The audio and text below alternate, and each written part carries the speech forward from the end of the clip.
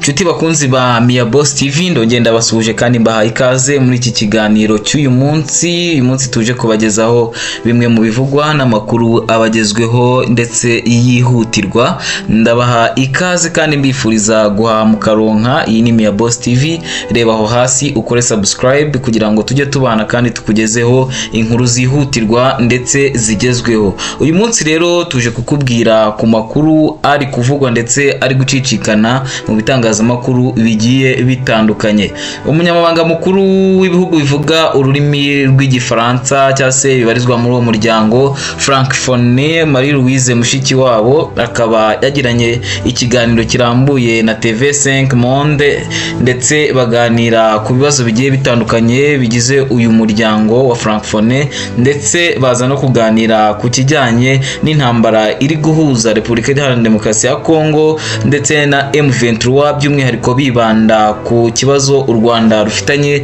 na Kongo. Birumvikana nk'umunyarwandakazi bagombaga kumubaza kuri icyo kibazo, ntabwo yagombaga gucika itangazamakuru atagize ikintu abivugaho. Ibi ngibi rero yabivuzeho muri aya magambo agira ati, cyane cyane yabajijwe ku bijyanye n'ibihano u Rwanda rukomeje gufatirwa ndetse n'ibyo rwafatiwe bitewe n'uko rushinjwa kuba rwaragiye kwataka igihugu cya Repubulika Iharanira Demokarasi ya Kongo kigaterayo ibitero gifatanyije n'umutwe wa M23. Bivuga ko u Rwanda rwahaga M23 ingabo ndetse n'intwaro kugira ngo barwanye leta ya Kisekedi, nyamara u Rwanda rwo rudahwema kubihakana no kuvuga ko ibyo ntaho u Rwanda ruhuriye nabyo. Ibi ngibi Mushikiwabo yabajijwe icyo avuga ku bihano bigenda bifatirwa ibihugu bigiye bitandukanye by'umwihariko n'u Rwanda rurimo, nuko Louise Mushikiwabo avuga ko ibihano burya atari wo muti w'ibibazo bigiye bitandukanye, ahubwo burya kwicara abantu bakaganira ku muti w'ikibazo ndetse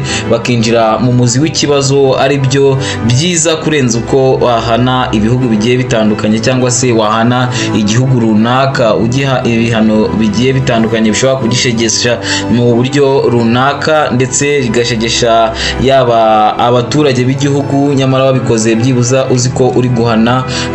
leta cyangwa se uri guhana abayobozi, ariko ugasanga abaturage b'inzirakarengane nibo babigendeyemo. Louise Mushikiwabo rero we yemeza ko ku ruhande rwe bidakwiye ko hagira igihugu gifatirwa ibihano nk'aho ari wo muti wa mbere cyangwa aricyo gisubizo cya mbere, ahubwo icyiza ari uko hajya habaho ibiganiro ndetse ibiganiro biganisha ku byiza ndetse biganisha ku mahoro muri rusange. Kandi ibi ngibi Marie Louise Mushikiwabo amaze kubivuga ntabwo byagarukiye, kuko abantu benshi bagiye batera comment bavugaga ko mu by'ukuri ibi ngibi ari uko Marie Louise Mushikiwabo ari umunyarwanda atareka kuvuga gutyo, kandi nyine ari umunyarwandakazi bivuga ko yaba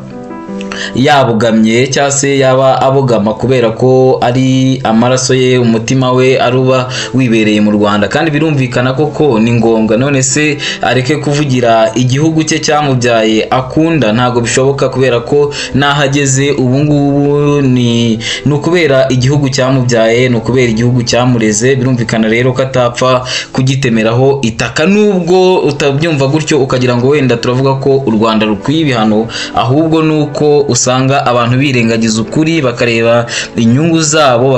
zabo bwite, bakirengagiza ukuri no kutumva uko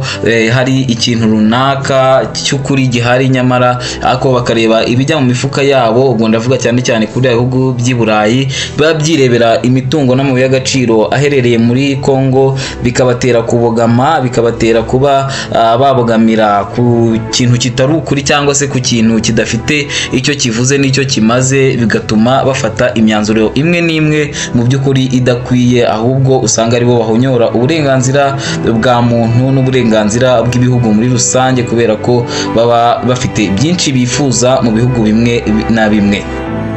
Tukiri kuri uyu muryango rero wa Francophonie, twababwira ko bifite kandi ahantu bihuriye n'u Rwanda ndetse n'intambara iri kubera muri Repubulika Iharanira Demokarasi ya Kongo, M23 na FARDC n'indi mitwe bafatanyije. Ibi ngibi bivugwa ko ngo ibihugu bimwe na bimwe, hari ibihugu bitatu biherutse kuva muri uyu muryango aribyo Niger, Burkina Faso ndetse na Mali. Bikavuga ko ngo impamvu byavuye muri uyu muryango ari uko uyu muryango uyobowe kumwe na Marie Louise Mushikiwabo kandi akaba ari umunyarwandakazi, kandi uyu munyarwandakazi akaba avuka mu gihugu cyateye Repubulika Iharanira Demokarasi ya Kongo. Ibi ngibi ni ibyavuzwe n'abazungu ndetse n'abandi bantu bagiye batandukanye, ariko mu by'ukuri usanga ari uguhuzahuza ibintu bidahuzika ndetse ari ibintu usanga ko bidafite sanse, bidafite igitekerezo mu by'ukuri kizima, kubera ko bino bihugu byose uko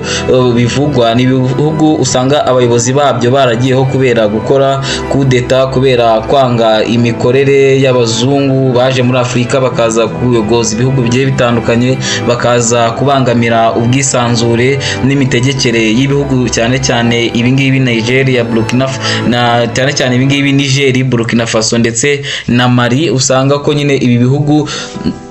byagiye bibona abayobozi bashyashya bitewe nuko abayobozi bagiye bakora kudeta bagakuraho abari bariho bakajyaho, ndetse bagahita birukana uwo nguwo waba wese uwihisha inyuma y'imiyoborere mibi babonaga iri mu bihugu byabo. Ni muri urwo rwego rero nko muri Burkina Faso, Traoré murabizi ko muri iyi minsi arimo avugurura igihugu, arimo akora ibikorwa bigiye bitandukanye. Ubu niwe muyobozi ugezweho uri kuvugwa cyane kubera ibikorwa agenda akora ndetse n'uburyo ari kugenda yubaka igihugu cye, speech atandukanye avuga, ndetse n'uburyo bagiye birukana abafaransa mu bihugu byabo, yaba muri Niger, yaba muri Burkina Faso ndetse na Mali. Ibi ngibi rero abantu bamwe babogama bagenda bashaka impamvu zigiye zitandukanye kugira ngo babone uko bashinja u Rwanda, niko bagenda bavuga ko kugira ngo bayikure muri uyu muryango ari uko umuryango wa Francophonie uyobowe n'umunyarwandakazi, ariko mu by'ukuri ibi ngibi ni ibinyoma, nta naho bihuriye, nta hantu rwose bihuriye. Ndabashimiye cyane rero mwebwe mwakomeje kudutega amatwi no kudukurikira, turagenda tubagezaho n'andi makuru agezweho. Icyo usabwa ni ukureba hasi aho ngaho ugakora subscribe kugira ngo tujye tubana kandi tukugezeho amakuru agezweho.